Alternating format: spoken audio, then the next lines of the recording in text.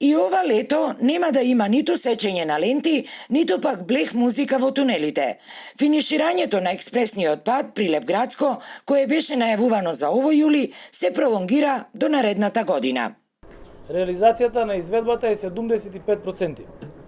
Во моментов се разделува можност за дофинансирање на околу 9,8 милиони евра, исто така од Европската ИПА структура, со цел проектот да се комплетира во првите месеци од следната година, како што е проценката на надлежните органи. Нашите очекувања се дека со ваква динамика, со вакво темпо ќе го завршиме на почетокот или најдоцна до средината на 2024 година, со што ќе биде пуштен во употреба. Од друга страна, колку за подсетување, ова е четврто поред пробивање на роковите за период од 5 години.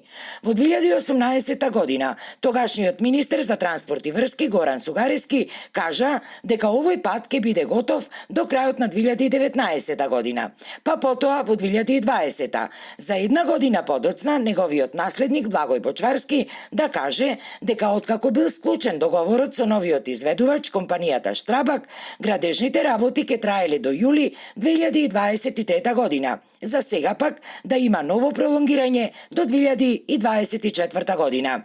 Вредноста на целата инвестиција е 24,7 милиони евра, средства обезбедени во 85% од ИПА фондовите.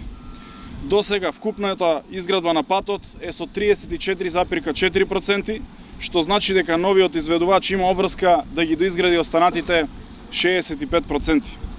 Крајниот рок е месец јули 23 година, но моите очекувања се дека тој рок може да биде и порано и целиот објект да биде, и целиот автопат, односно експресен пат да биде завршен пред самиот рок. Ваквите континуирани пролонгирања до конечната изградба пред неколку дена ги искритикува и лидерот на опозицијата, изразувајќи сериозен сомнеж дали и до година ќе биде готов овој експресен пат.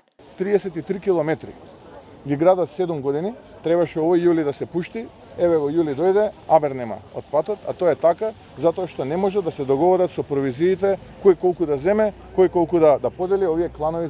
Инаку, завршувањето на овој експресен пат е особено важно за пелагониските бизнисмени, кои на повеќе пати јавно реагираа заради бавноста во изградбата, бидејќи како што велат, со тоа што Пелагонија се уште е слепо црево, не само што тие трпат огромни загуби, туку и целата држава, зашто Пелагонискиот регион е втор по големина во придонесот на формирањето на бруто домашниот производ во Македонија со скоро 12%.